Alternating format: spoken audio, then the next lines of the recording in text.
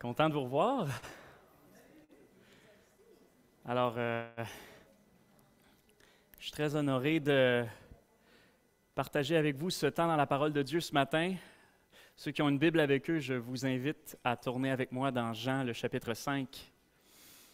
Pour ceux qui nous visitent, parce que je vois qu'on a beaucoup de visiteurs ce matin, pour la petite anecdote, la semaine dernière, je me suis fait une entorse. J'étais supposé faire la présidence du culte ce matin, puis j'ai pas pu. Non, la semaine dernière, puis j'ai pas pu venir finalement. Mais donc, pour ceux qui ont prié, pour ceux qui se demandent, ça va très bien. J'ai une orthèse qui va donc limiter les risques pour quelques semaines. Mais ce que je trouve spécial avec cette histoire-là, c'est qu'une des premières idées qui m'est venue en tête, une des premières pensées, c'est que Dieu doit avoir le sens de l'humour. Parce que, voyez-vous, je me fais une entorse, puis je pense au sermon qui s'en vient la semaine d'après. Puis aujourd'hui, on va prêcher sur Lève-toi et marche.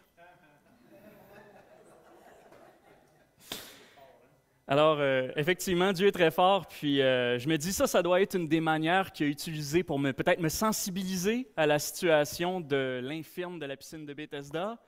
Puis, quelque part, je viens aussi reconnaissant, puis j'espère avoir bien compris le message. J'espère avoir assez compris le message comme ça, puis qu'il n'y ait pas besoin de recommencer avant qu'on prêche sur la guérison de l'aveugle-né. Et la résurrection de Lazare qui vient juste après. Tu m'as devancé, c'est ça. Exactement. Fait que sans plus attendre, on va commencer à lire le texte d'aujourd'hui, qui sera donc Jean, le chapitre 5, les versets 1 à 18. Après cela, il y avait une fête des Juifs et Jésus monta à Jérusalem. Or, à Jérusalem, près de la porte des moutons, il y a un bassin qui s'appelle en hébreu Bethesda et qui a 5 portiques. Sous ces portiques étaient couchés une multitude de malades, d'aveugles, d'infirmes et d'estropiés. Là se trouvait un homme malade depuis 38 ans. Jésus le vit couché et, sachant qu'il était déjà là depuis longtemps, il lui dit « Veux-tu retrouver la santé ?» Le malade lui répondit « Seigneur, je n'ai personne pour me mettre dans le bassin quand l'eau est agitée. Pendant que moi, je viens, un autre descend avant moi. » Jésus lui dit « Lève-toi, prends ton grabat et marche. » Aussitôt, l'homme recouvra la santé. Il prit son grabat et se mit à marcher. Or, c'était le sabbat ce jour-là. Les Juifs disaient donc à celui qui avait été guéri, « C'est le sabbat, il ne t'est pas permis de porter ton grabat. » Il leur répondit, « C'est celui qui m'a rendu la santé qui m'a dit, prends ton grabat et marche. » Ils lui demandèrent, « Qui est l'homme qui t'a dit, prends et marche? » Mais celui qui avait été guéri ne savait pas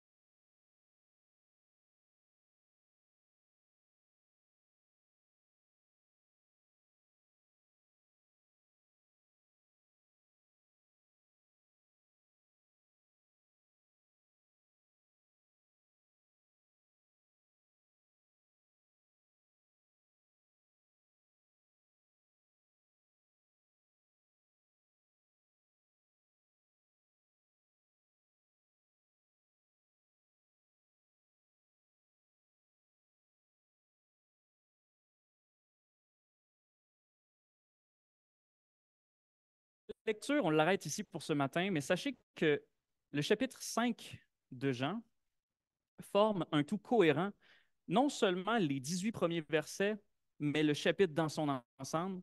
Et si Dieu nous prête vie et santé, et pas d'autres entorses, nous aborderons ensemble la suite du chapitre la semaine prochaine. Ces 18 versets nous présentent ici le troisième signe accompli par Jésus dans l'évangile de Jean. Il nous présente aussi la manière dont ses compatriotes vont réagir à son miracle. On va commencer par aborder quelques détails sur le contexte du passage et ensuite, on va se pencher sur trois obstacles à la foi en réponse à l'œuvre de Jésus qui nous sont présentés dans le texte et enfin, on terminera par quelques mots d'encouragement sur la signification de l'œuvre accomplie par Jésus ici. Donc, concernant le contexte du passage, on va prendre le temps de donner juste quelques petites précisions pour essayer de bien comprendre dans quoi on se lance. Au verset 1, nous avons la mention d'une fête des Juifs, mais le nom de cette fête-là n'est pas donné, ce qui d'ordinaire serait tout à fait anecdotique. Mais c'est spécial parce que dans l'Évangile de Jean, à chaque fois qu'il y a une fête des Juifs, le nom de la fête est mentionné, non seulement, mais en plus, on découvre plus tard que le nom de cette fête-là est lié à quelque chose que Jésus va dire ou va faire à l'occasion de cette fête. Ici, c'est la seule fois qu'il y a une fête des Juifs où Jésus monte à Jérusalem, le nom de la fête n'est pas donné. C'est qu'en fait, je vous glisse ça tout de suite, gardez-le en mémoire, il y aura une autre clé de lecture que la fête pour comprendre le sens de ce passage-là. Concernant la piscine de Bethesda elle-même, des fouilles archéologiques nous ont permis de retrouver un endroit qui correspond en tout point à la piscine qui nous est décrite ici. Elle se trouve au nord-est de la vieille ville de Jérusalem, non loin de la porte des brebis qu'on voit en Néhémie, et qui se trouve juste à côté du temple. Donc, c'est très logique que Jésus passe par là parce qu'il se rend à une fête en l'occasion. En fait, c'est une fête religieuse, donc il se rend au temple.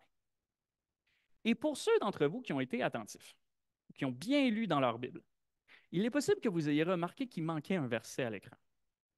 Pour ceux qui suivaient dans leur Bible, peut-être que ça vous a surpris, je vous les affiche en avant. C'est la fin du verset 3 et le verset 4. Ils attendaient le bouillonnement de l'eau, les malades, les estropiés, les infirmes, etc., car un ange du Seigneur descendait de temps en temps dans la piscine et agitait l'eau. Le premier qui descendait après le bouillonnement de l'eau était guéri, quelle que soit sa maladie. Pourquoi je ne les ai pas mentionnés? C'est parce que ces versets-là n'apparaissent pas dans la plupart des manuscrits les plus anciens. Et c'est pour ça que si vous avez une Bible plutôt récente, vous allez avoir ces versets-là soit entre crochets, avec une mention qu'on n'est pas certain que ces textes-là étaient dans le texte original, soit ils ne vont du tout pas apparaître. Moi, ils n'apparaissent même pas dans ma Bible. Ou si vous avez une Bible d'études, vous allez peut-être avoir une note en bas de page qui vous mentionne ces textes-là. N'étaient probablement pas dans les manuscrits originaux. Ce qui est plus probable qu'il se soit passé, c'est qu'on a essayé d'expliquer pourquoi au verset 7, le malade mentionne à Jésus, je peux pas, il n'y a personne pour me lancer dans l'eau quand elle bouillonne, et que quelqu'un aurait voulu écrire dans la marge une précision de pourquoi c'est important qu'il faut aller dans l'eau quand elle bouillonne. Et que petit à petit, avec les siècles, cette mention-là s'est intégrée dans les Bibles qu'on a eues. Sauf que cela dit, ça fait du sens que ces textes-là ne soient pas dans le texte original. Pourquoi? Parce que l'action de cet ange-là ici, ça correspond en fait pas du tout au cœur de Dieu tel qu'on le voit dans toute la révélation biblique et tel qu'on va le voir dans la suite du chapitre aussi. Imaginez, là, vous avez un ange qui descend du ciel pour apporter la guérison, il agite l'eau et il dit, descendez à une multitude de malades, d'aveugles, d'infirmes et d'estropiés. C'est comme pour faire passer la grâce de Dieu comme une sorte de loterie, ou l'expression qui m'est le plus venue en tête, c'est une sorte de bataille royale à la. Vous avez vu les films Hunger Games, là, tout le monde se saute dessus, puis c'est le premier qui arrive. C'est pas vraiment le cœur de Dieu. Et on va voir pourquoi dans la suite du texte. Maintenant qu'on a abordé ces quelques précisions, on va aborder trois obstacles à la fois qui nous sont présentés dans ce passage. Le premier que j'ai remarqué et que j'aimerais qu'on prenne le temps de discuter, c'est les faux remèdes. Je n'ai pas trouvé de meilleur nom, mais vous allez comprendre ce que je veux dire par là.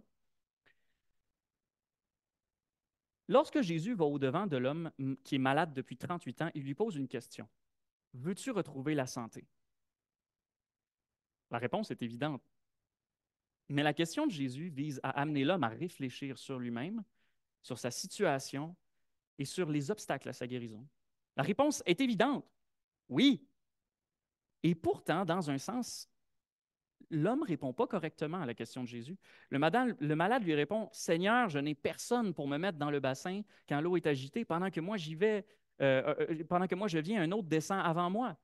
Sauf que Jésus ne lui demande pas comment tu comptes t'y prendre pour être guéri.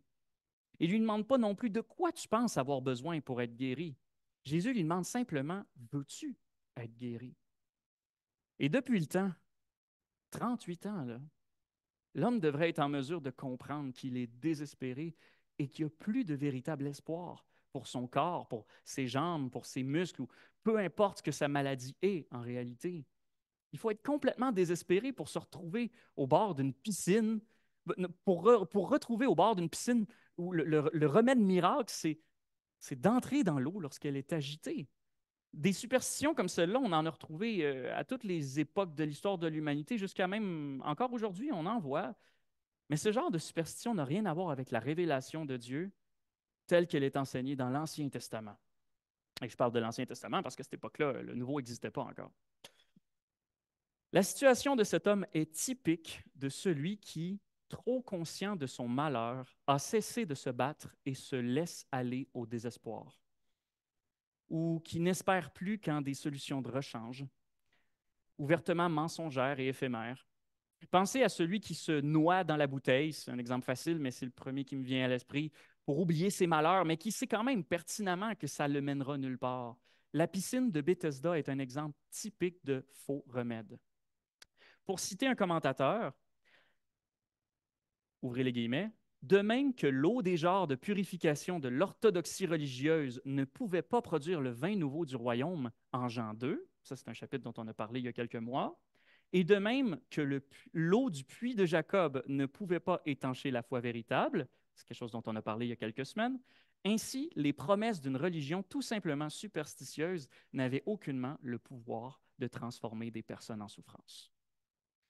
Mais Jésus a pris à cœur cet homme d'entre toute la multitude des malades de ce lieu de tourment et de désespoir. Le texte nous dit seulement que Jésus le vit et que c'est sachant qu'il était là depuis longtemps qu'il a décidé d'aller à sa rencontre.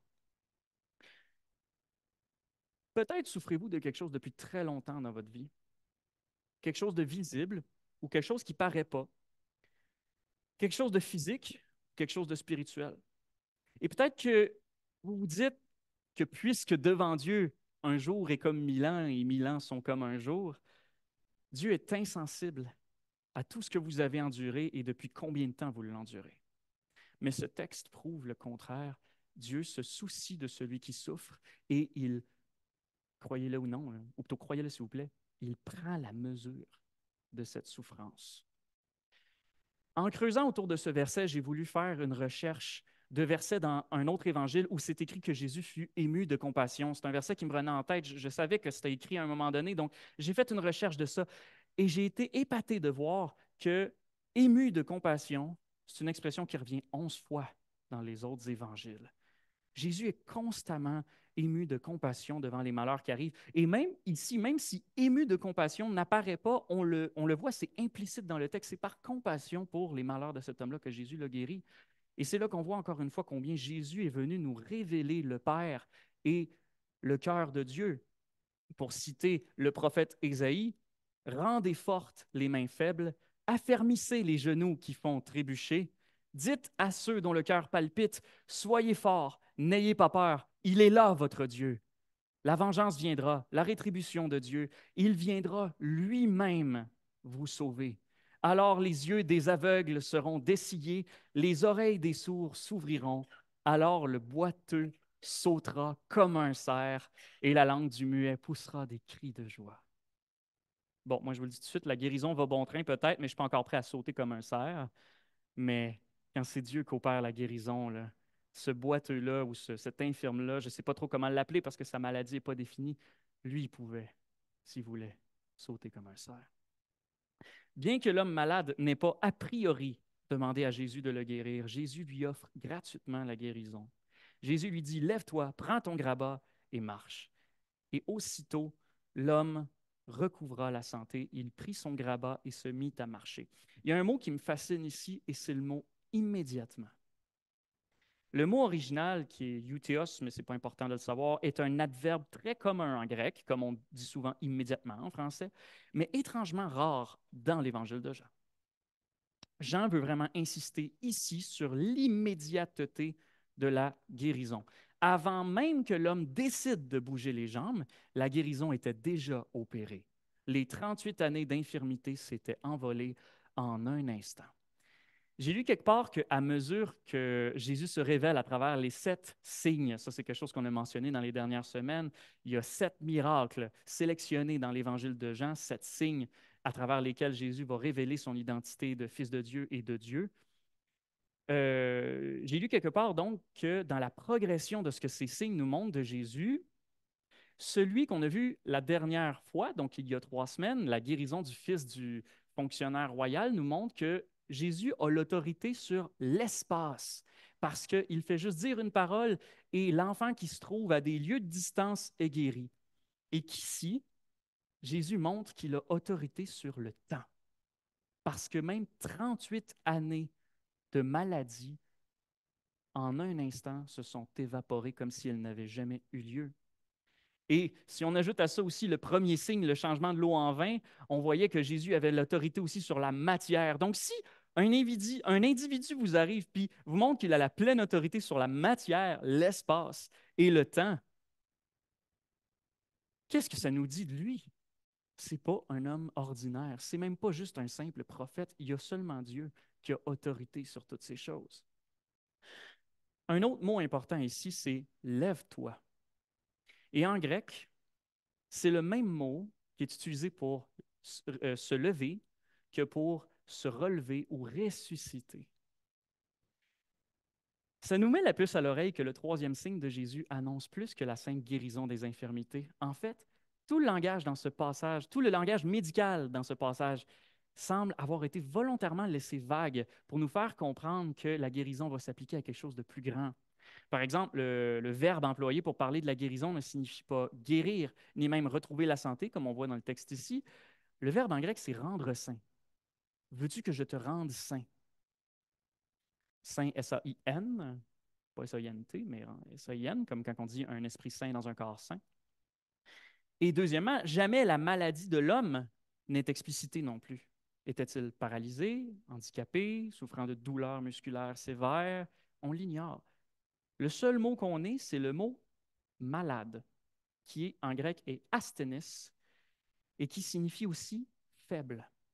C'est un faible ou un affaibli ou quelqu'un qui n'a pas de force. Et ça m'évoque un autre aspect du cœur de Dieu dans la guérison. Dieu aime rendre les faibles forts, des incapables capables. Comme on le voit en 1 Corinthiens 1, 27, Dieu a choisi ce qui est fou dans ce monde pour faire honte aux sages. Dieu a choisi ce qui est faible, et c'est encore le mot asthénès qui est ici, le même mot que pour malade, dans le monde pour faire honte à ce qui est fort.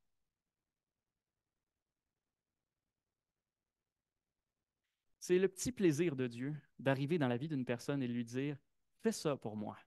Et ce faisant, munir cette personne de toutes les aptitudes nécessaires pour accomplir ce qu'autrement elle n'aurait jamais pu penser pouvoir accomplir elle-même. Est-ce que ce n'est pas ça le paradigme de la vie chrétienne ou le mode de fonctionnement de la vie chrétienne? Je puis tout par celui qui me fortifie, Philippiens 4,13, ou à celui qui peut faire par la puissance qui agit en nous infiniment au-delà de tout ce que nous demandons ou pensons, Éphésiens 3,20, ou encore notre sœur Françoise a dit ce matin, ma grâce te suffit car ma puissance s'accomplit dans la faiblesse. Encore une fois, 2 Corinthiens 12,9. Pensons au deuxième obstacle à la foi dans ce passage, l'opposition à Jésus. Et là, ça va être important de faire un petit résumé du plan général de l'Évangile de Jean. Je vous ai fait un résumé condensé ici. Mais si vous avez bien suivi dans les dernières semaines, je vous ai expliqué de long en large que les chapitres 2 à 4 avaient une unité entre eux. Ils avaient beaucoup d'éléments en commun. Et une chose qu'on n'a pas dite encore et que maintenant je vous apprends, c'est que dans les chapitres 2 à 4, il n'y a pas d'opposition véritable à Jésus. On a mentionné qu'il y avait des gens qui avaient peut-être une foi qui n'était pas authentique, mais ce n'est pas encore de l'opposition. C'est à partir de maintenant, du texte qu'on aborde ici, au chapitre 5, que va naître une opposition à Jésus pour tout le reste des signes, miracles, discours qu'il va prononcer jusqu'à la fin de l'Évangile. Par exemple, au chapitre 5, ça nous dit que c'est le début de la persécution. Les Juifs cherchent des moyens de le faire mourir. Au chapitre 6, beaucoup des disciples de Jésus le quittent. Au chapitre 7, les chefs religieux tentent de faire arrêter Jésus, mais sans succès. Les chefs commencent aussi à se coaliser, à s'unir entre eux pour fomenter des plans contre lui. Et Nicodème essaie timidement de les calmer. Au chapitre 8, les Juifs accusent Jésus d'être possédé par un démon. Ils tentent même de le lapider. Au chapitre 9, on va aller persécuter une personne qui a été guérie par Jésus parce que cette personne refuse de dire que Jésus est un pécheur. Au chapitre 10, on va encore répéter, on va encore accuser Jésus d'être possédé par un démon. On va aussi l'accuser de faire un blasphème, ce qui est punissable de mort dans la loi juive. On va encore tenter de l'arrêter, de le lapider. Au chapitre 11, on décide officiellement de mettre à mort Jésus dans les plus hautes instances de la vie religieuse juive. Et au chapitre 12, comme si ce n'était pas déjà assez, on décide même de mettre à mort Lazare, que Jésus ressuscite, parce que la simple existence de cet homme-là témoigne trop fort pour Jésus. Au chapitre 18, Jésus est trahi, arrêté de nuit, mis en procès, condamné sans preuve. Et au chapitre 19, Jésus est crucifié.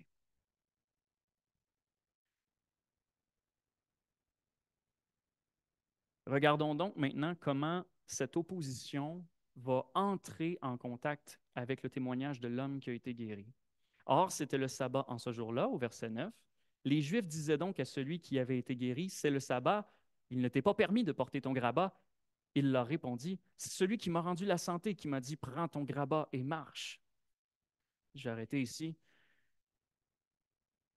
Dans notre passage, l'infirme se fait un peu prendre en tenaille dans un conflit qui jusqu'ici n'était pas le sien. Jésus vient de lui rendre la santé après 38 ans sans pouvoir marcher, ou à tout le moins 38 ans de maladie continue. Mais d'un autre côté, les autorités religieuses juives l'inculpent de rompre un commandement du sabbat.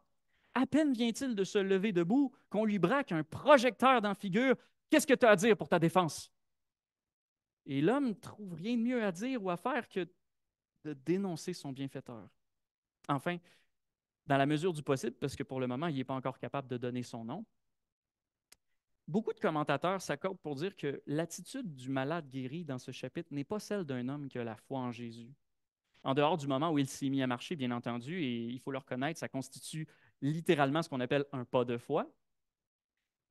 Mais aussitôt qu'il se retrouve menacé par l'opposition contre Jésus, il se dérobe. On peut comprendre que cet homme se sente vulnérable. Il a été vulnérable pendant 38 ans, après tout. On peut comprendre qu'il ne se montre pas particulièrement courageux face à ses accusateurs. Et d'ailleurs, Jésus ne lui reprochera jamais ça lorsqu'il va le recroiser plus tard au verset 14. Mais c'est justement à ce moment-là qu'il se passe quelque chose de terriblement triste. Et il faut qu'on prenne le temps d'expliquer ce qui se passe. Au verset 14, c'est écrit, « Après cela, Jésus le trouve dans le temple et lui dit, « Eh bien, tu as retrouvé la santé. Ne pêche plus de peur qu'il t'arrive quelque chose de pire. » Si on prenait ce verset-là tout seul, sans son contexte, on pourrait être tenté de développer toute une théologie de la punition divine. Et on en arriverait à des conclusions aberrantes telles que chaque fois qu'on voit une personne souffrir, ben c'est forcément parce que cette personne-là a commis un péché ou encore qu'elle refuse de confesser un péché caché. Et dans un sens, les Juifs du temps de Jésus avaient une façon de penser semblable. Comme on peut le lire dans la tradition rabbinique, ouvrez les guillemets, il n'y a pas de mort sans péché. Bon, à la limite, ça va. Et il n'y a pas de souffrance sans iniquité. Ce qui va beaucoup trop loin. Fermez les guillemets.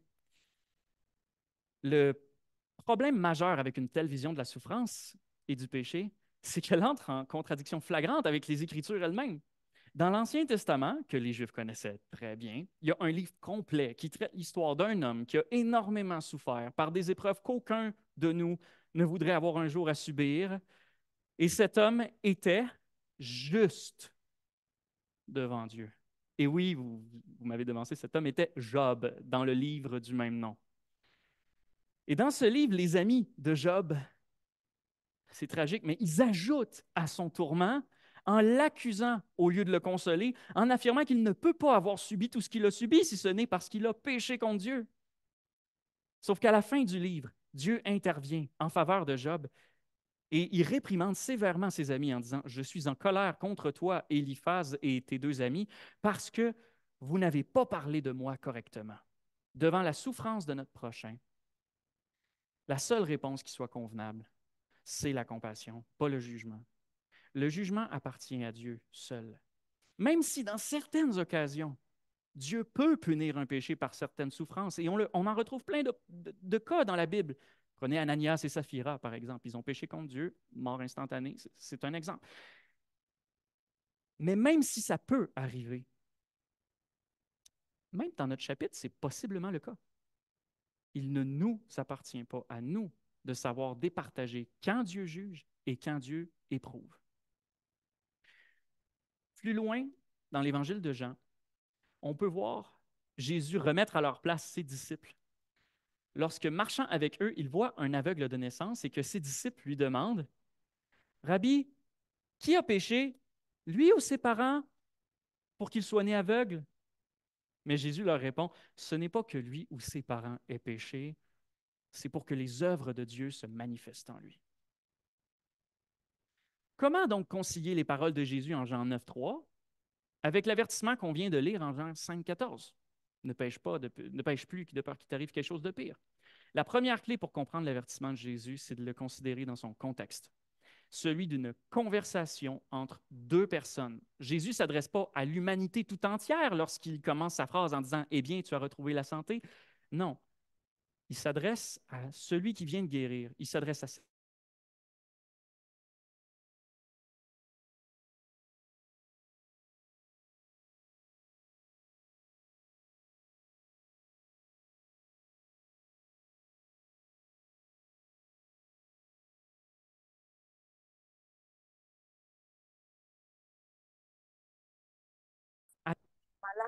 paralysé. On l'ignore, mais cet homme-là, lui, le savait certainement. Quant à savoir ce que signifie quelque chose de pire, on est en droit de se poser la question, qu'est-ce qui est pire que 38 ans d'infirmité? 39 ans d'infirmité. C'est en plein, c'est la réponse que je cherchais. Merci. Qu'est-ce qui est pire que 38 ans d'infirmité? 39 ans d'infirmité. Mais quand vous prenez en compte que l'espérance de vie de l'époque, c'était entre 30 et 40 ans, puis vous considérez que tout le temps que cet homme-là a souffert, c'est assez pour clencher l'espérance de vie, en quoi c'est menaçant l'avertissement de Jésus? On fait souvent une joke, ma mère puis moi, à la maison, en référence à une annonce qui passait à la télé dans le temps. C'est un vieux monsieur qui se fait vendre des fenêtres pour sa maison. Puis le vendeur lui dit, comme argument de vente, sont garantis à vie. Puis le vieux monsieur regarde le vendeur, on voit qu'il a les cheveux blancs, il a la face bête. Il regarde le vendeur et il répond, ben là, ça sert à quoi? Il va être mort. Puis dans le contexte, c'est quoi qui peut vraiment être pire que 38 ans de maladie qui te rend infirme, littéralement prisonnier de ton propre corps quand tu sais qu'il te reste même plus 38 ans à vivre?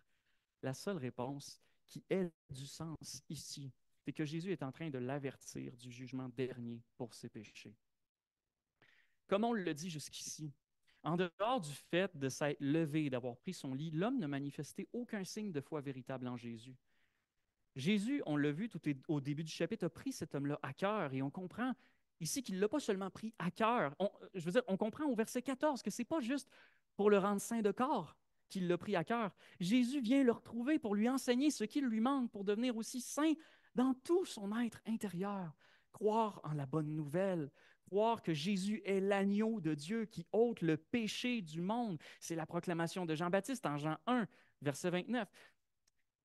Mais comme on le dit souvent quand on parle d'évangélisation, pour croire en la bonne nouvelle, il faut commencer par réaliser qu'il y a une mauvaise nouvelle. Et cette mauvaise nouvelle, c'est que tous les humains, qui qu'ils soient, ont fait le mal et qu'un jugement les attend pour ça à la fin des temps. On a déjà parlé de tout ça dans le sermon sur Jean 3. La mauvaise nouvelle que l'homme était très bien placé pour comprendre, c'est que tous les êtres humains sont faibles, asthénès, prisonniers de leur corps, à différents niveaux bien sûr, et surtout incapables de se sauver par leur propre force. Maintenant, si vous étiez à la place de l'homme guéri et que Jésus était venu vous voir pour vous dire ça, comment pensez-vous que vous auriez réagi? Est-ce que vous auriez été à l'aise avec l'avertissement de Jésus? Je veux dire, c'est quoi l'arnaque, là? T'es venu me guérir pour ensuite venir plus me tourmenter, c'est quoi, là? On va pas se mentir, ce que Jésus lui dit, même s'il le dit avec amour, c'est très inconfortable. Mais comme souvent dans les évangiles, Jésus dit ce qu'il dit pour éprouver la foi de celui qu'il a en face de lui. Dans les évangiles de Marc et Matthieu, à un moment donné, Jésus dit quelque chose d'également très, très inconfortable. Les disciples étaient effrayés par ces paroles. Donc, on atteint un sacré niveau d'inconfort là, quand les propres disciples de Jésus finissent effrayés. Mais Jésus reprit, mes enfants, qu'il est difficile d'entrer dans le royaume de Dieu. Il est plus facile à un chameau de passer par le trou d'une aiguille qu'à un riche d'entrer dans le royaume de Dieu. Les disciples, plus ébahis encore, se disaient les uns aux autres, alors qui peut être sauvé? Jésus les regarda et dit, c'est impossible pour les humains, mais non pas pour Dieu, car tout est possible pour Dieu. Quel infirme pourrait marcher? C'est impossible pour un infirme, mais non pas pour Dieu, car tout est possible pour Dieu. Quel mort pourrait ressusciter? C'est impossible pour un mort, mais pas pour Dieu, car tout est possible pour Dieu.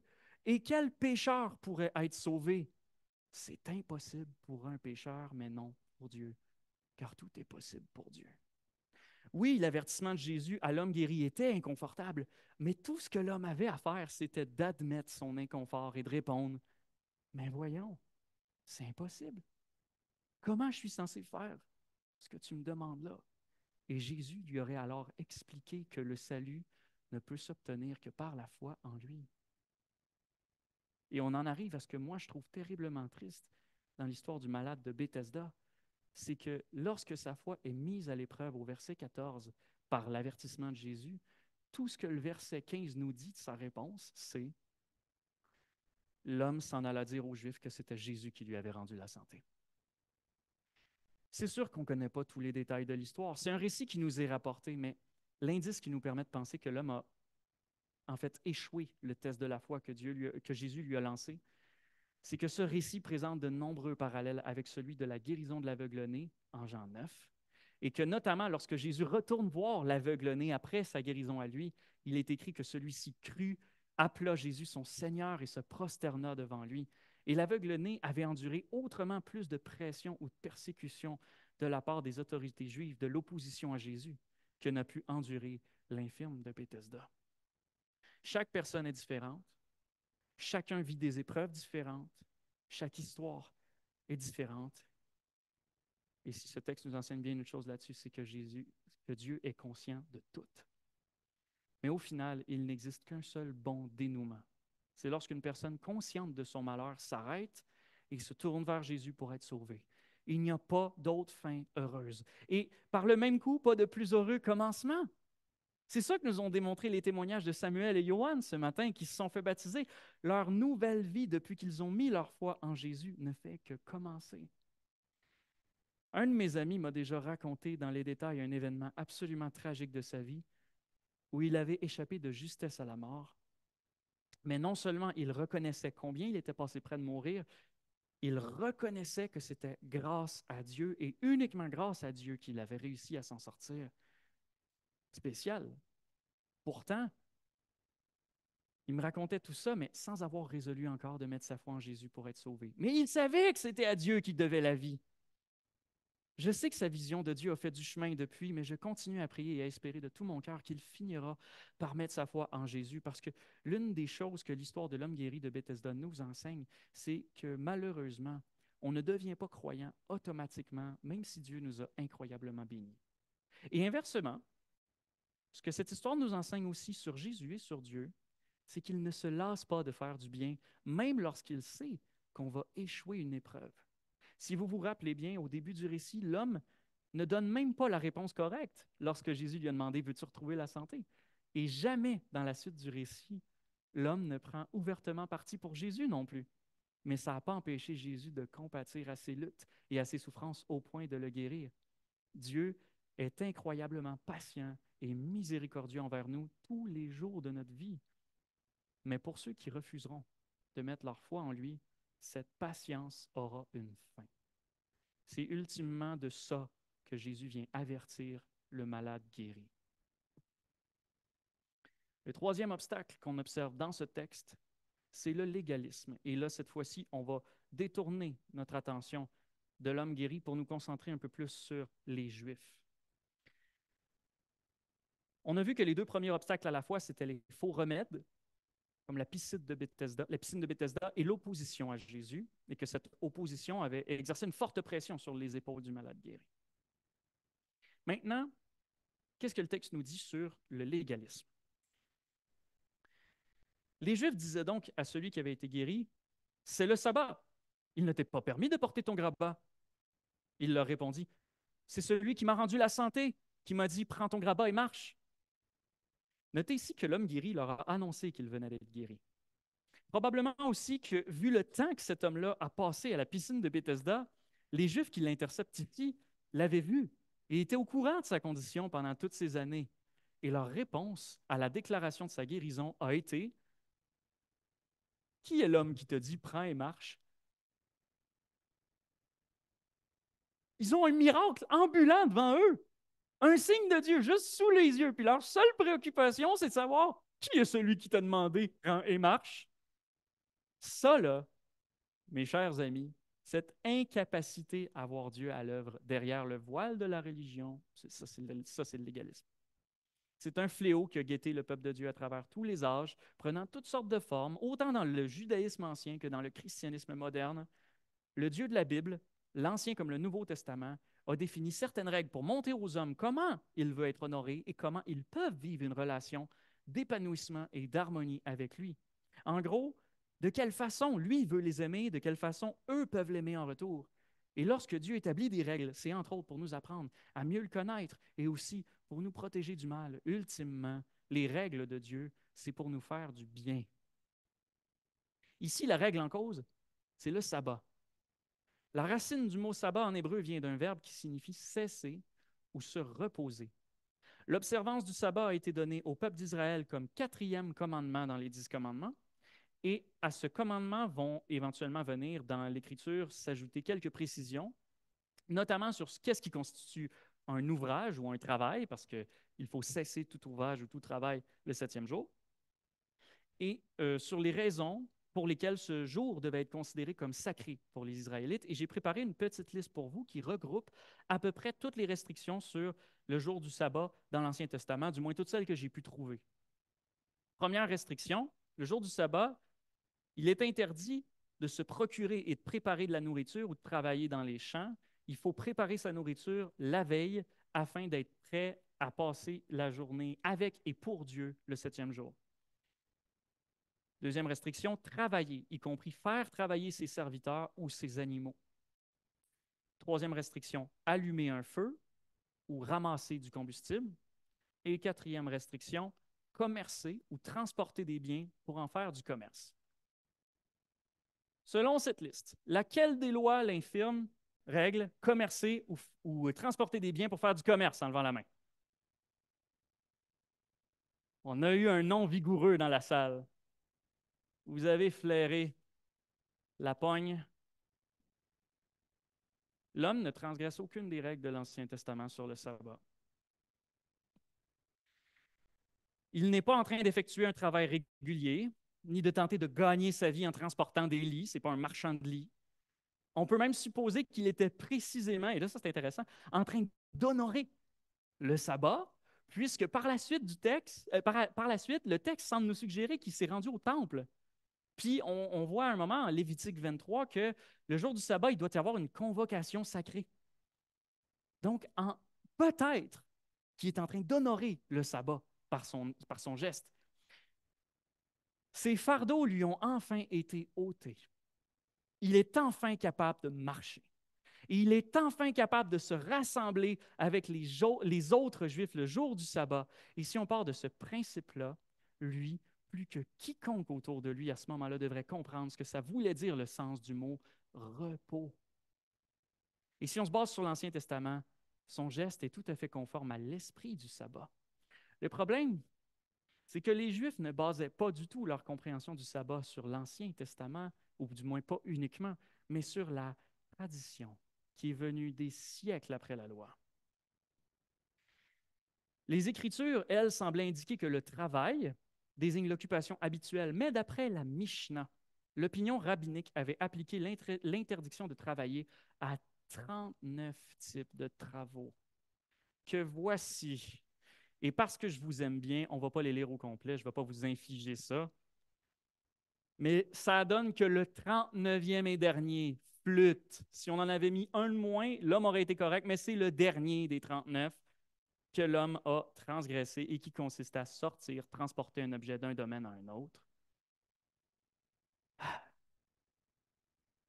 Cela dit, selon une autre règle du traité de la même Mishnah, il était acceptable de transporter un homme sur un lit, parce que le lit est accessoire par rapport à l'homme. Mais aussitôt que c'est l'homme guéri qui transporte son propre lit, le lit n'est plus accessoire et ça redevient un travail incompatible avec le repos de Dieu et donc une transgression du sabbat. Sentez-vous combien les règles du jour de repos sont tout sauf reposantes? Selon cette tradition, l'homme guéri à Bethesda était effectivement en infraction puisqu'il sortait d'un domaine, c'est-à-dire la piscine, pour se rendre avec son lit dans un autre domaine, soit le temple, soit ailleurs. Psaume 19,7 nous dit que la loi de Dieu est parfaite.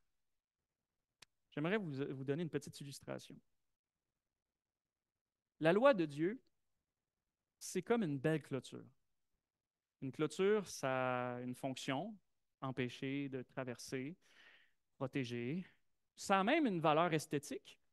Chez nous, là, j'adore passer du temps en arrière dans le gazebo. C'est mon père qui l'a construit de ses propres mains, ainsi que la clôture qui longe la maison. La belle petite couleur boisée mélangée avec les feuilles des arbres, ça fait que c'est un environnement vraiment beau où méditer, ou profiter de la vie. On sent la présence de Dieu dans un lieu comme ça. C'est super agréable. Fait qu'imaginez que Dieu vous mette une petite clôture comme ça, aussi esthétique qu'utile dans votre vie. Face à une clôture, le cœur humain a toujours deux options.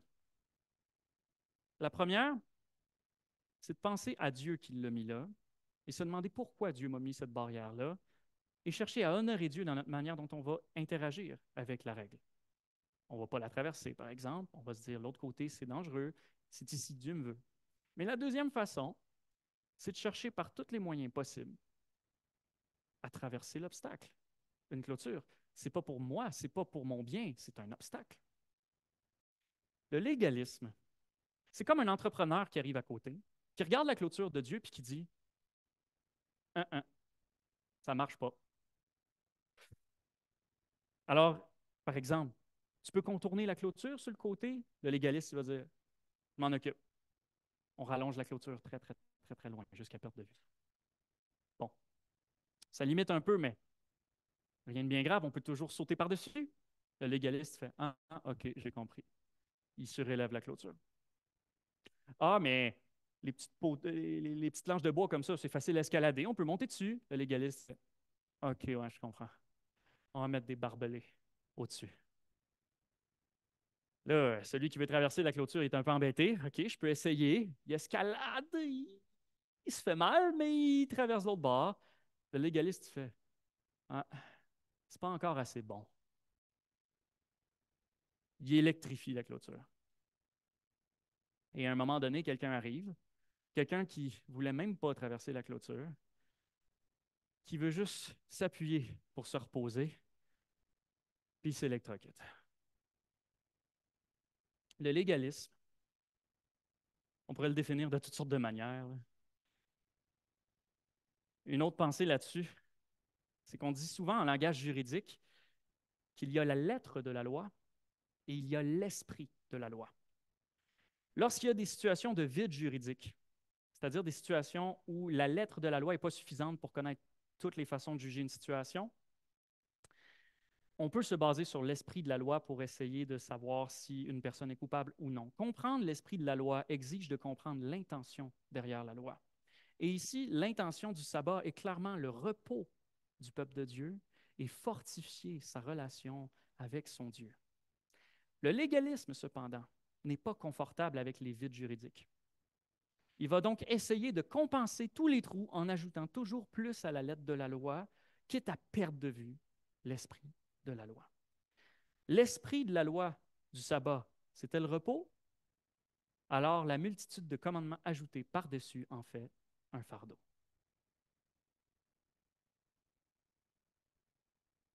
On va se référer aux deux plus importants extraits des Écritures sur le sabbat pour essayer de comprendre c'est quoi l'esprit derrière la loi du sabbat.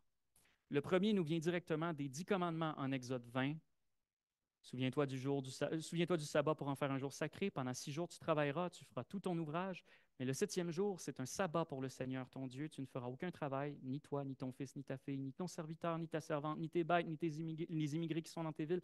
Car en 6 jours, le Seigneur a fait le ciel, la terre, la mer et tout ce qui s'y trouve.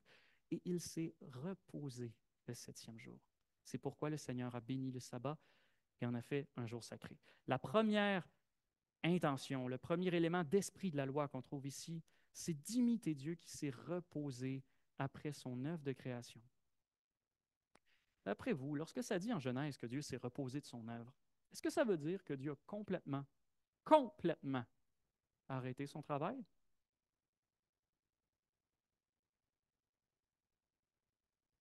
Je vais citer un extrait d'un commentaire biblique. Ouvrez les guillemets. Dieu observe-t-il la loi du sabbat? S'il ne le fait pas, devient-il transgresseur de la loi? Mais s'il observe le sabbat, s'il observe le sabbat, qui s'occupe du bon fonctionnement de l'univers pendant qu'il se repose? Il semblait se dégager un certain consensus parmi les rabbis. Dieu travaille effectivement le jour du sabbat. Autrement, la providence cesserait de fonctionner un jour par semaine. Fin de la citation. Si Dieu ne cesse pas complètement de travailler le jour du sabbat, alors que fait-il? Il se repose en communion avec ce qu'il a créé. Mais repos ne veut pas dire inactivité. Et il en va de même pour le sabbat donné aux hommes, qui consiste essentiellement à vivre, voire travailler, mais en harmonie féconde avec Dieu, comme le ferait par exemple Adam dans le jardin d'Éden. La première intention derrière la loi du sabbat, c'était donc le repos. Et le deuxième texte extrêmement important pour comprendre le sabbat, c'est lorsque les 10 commandements sont répétés en Deutéronome chapitre 5. On va lire juste le verset 15. Tu te souviendras que tu as été esclave en Égypte et que le Seigneur, ton Dieu, t'en a fait sortir d'une main forte, d'un bras étendu. C'est pourquoi le Seigneur, ton Dieu, t'a ordonné de célébrer le jour du sabbat. Le sabbat pour Israël est un symbole et un rappel de la délivrance des fardeaux de l'esclavage. Le travail quotidien à la longue peut rapidement devenir une forme d'esclavage, puis je pense qu'on est tous d'accord là-dessus. Et le jour du sabbat obligeait tous les Israélites à s'affranchir de cet esclavage, y compris les esclaves qui étaient parmi eux. Et nous avons déjà souligné combien la tradition juive du temps de Jésus était en train de tordre ce précepte pour faire du jour de repos un joug pesant. Comme on l'a dit plus tôt, l'infirme transportant son lit sur la place publique était probablement plus proche de Dieu, puisqu'il goûtait à ce moment-là la joie de la délivrance de Dieu, que tous ceux qui sont venus lui reprocher de transgresser la loi de Dieu. Quant à nous, chrétiens, c'est bien beau parler sans cesse des Juifs, mais nous, pourquoi est-ce qu'on ne suit plus le sabbat? Est-ce que c'est une question que vous vous posez parfois? En fait, la question est piégée. On suit toujours le sabbat. Mais celui-ci a pris une autre forme, et cette forme nous est décrite dans l'Épître aux Hébreux, dont voici 3 extraits. Ainsi donc, puisque ces enfants ont en commun le sang et la chair, lui, c'est Jésus, lui aussi, pareillement, a partagé la même condition pour réduire à rien par sa mort celui qui détenait le pouvoir de la mort, c'est-à-dire le diable, et délivrer tous ceux qui, par crainte de la mort, étaient retenus dans l'esclavage toute leur vie. Vous voyez ici l'intention qui était dans le Deutéronome, la délivrance de l'esclavage que le chrétien a vécu, c'est la délivrance de l'esclavage de la mort, c'est-à-dire une vie sans Dieu, sombre, ténébreuse, dans l'attente terrible du jugement. Deuxième extrait, au chapitre 4, il reste donc un repos sabbatique pour le peuple de Dieu, car celui-ci est entré dans son repos. Celui qui est entré dans son repos se repose aussi de ses œuvres, comme Dieu des siennes. Et on revoit ici l'intention qui était dans Exode 20, le repos des œuvres en imitation harmonieuse avec le repos de Dieu, dans lequel on entre, on va rejoindre Dieu dans son propre repos. Et enfin, comment on peut prendre part à ce sabbat, à ce repos divin et à cette commémoration de délivrance. Le troisième extrait nous le dit, c'est par la foi. En effet, nous qui sommes venus à la foi, nous entrons dans le repos. En introduction de notre texte d'aujourd'hui, on a mentionné que la fête juive pour laquelle Jésus se rendait à Jérusalem n'était pas nommée et que c'était assez inhabituel dans l'évangile de Jean, parce que généralement, chaque fête que Jean va nommer nous sert de clé d'interprétation pour comprendre ce que Jésus va parfaire ou accomplir par sa personne. Ici, la fête n'est pas nommée. Ici, si la fête n'est pas nommée, c'est parce que la fête juive n'est pas l'élément du judaïsme que Jésus vient parfaire ou accomplir. Non, l'élément du judaïsme que Jésus vient parfaire, accomplir ou surpasser, c'est le sabbat. Jésus dira pour sa défense aux Juifs qui l'accusent de transgresser le sabbat, au verset 17, « Mon Père est à l'œuvre jusqu'à présent, et moi aussi je suis à l'œuvre. » L'œuvre. Le travail. Une chose que Dieu n'a jamais cessé de faire, même lorsqu'il s'est reposé. Même pendant les jours de sabbat, Dieu est toujours à l'œuvre et Jésus aussi. L'œuvre de Jésus inclut ordonner à un infirme de marcher et de transporter son lit le jour du sabbat, restaurer sa santé, restaurer les âmes et les cœurs esclaves et affligés. Bref, il œuvre déjà à une nouvelle création, celle du royaume des cieux à venir. En conclusion, Jésus ne prend pas de repos pour nous faire connaître le vrai repos. En tant que troisième signe miraculeux de l'évangile de Jean, la guérison du malade de Bethesda laissait préfigurer la régénération et la restauration de tous ceux qui mettraient leur foi en Jésus. Et en tant qu'ouverture de la controverse du sabbat, qui va devenir une controverse sur la personne de Jésus en général et qui va s'étaler jusqu'à la fin de l'Évangile, Jésus montre qu'en fait, il est pour nous l'incarnation du sabbat, car celui qui veut vraiment trouver le repos le trouve non pas dans les œuvres que lui-même fait, mais dans l'œuvre avec un OE majuscule de délivrance, l'œuvre de délivrance que Jésus a faite pour lui. Et la semaine prochaine, Dieu voulant, on va entrer plus en détail, plus en profondeur dans la réponse de Jésus aux Juifs pour voir qu'est-ce que Jésus veut exactement dire par « moi je suis à l'œuvre ». Prions.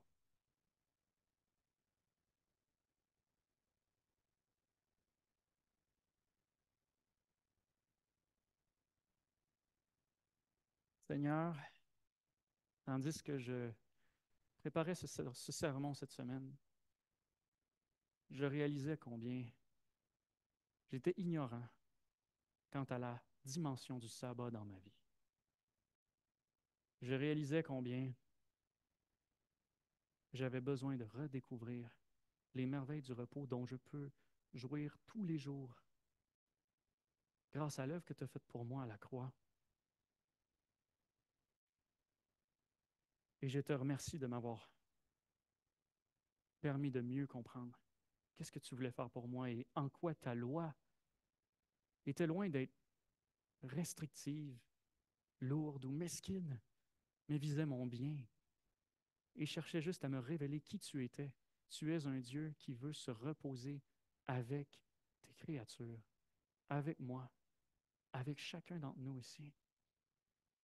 Je te prie que chaque personne ici présente médite dans les jours qui viennent sur l'amour dont tu as fait preuve. L'amour dont tu as fait preuve à cet homme malade qui n'avait plus aucune solution devant lui et qui ne t'a même pas honoré par sa conduite, mais que tu voulais simplement aider. Je te prie que chacun de nous médite sur ton amour. Lorsque tu instaures un sabbat, un repos de sabbat qui ne dure pas qu'un jour par semaine, mais dure pour l'éternité. Je te prie que chacun d'entre vous ici, d'entre nous ici, saisisse à quoi tu l'appelles en laissant de côté tous les obstacles qui peuvent nous empêcher d'aller vers toi, mais en se tournant vers toi pour être sauvé, avoir la vie éternelle et connaître c'est quoi le véritable repos du corps et de l'âme. Merci pour ce témoignage de l'Écriture. Merci pour ta fidélité envers nous et ta miséricorde. Au nom de ton Fils Jésus. Amen.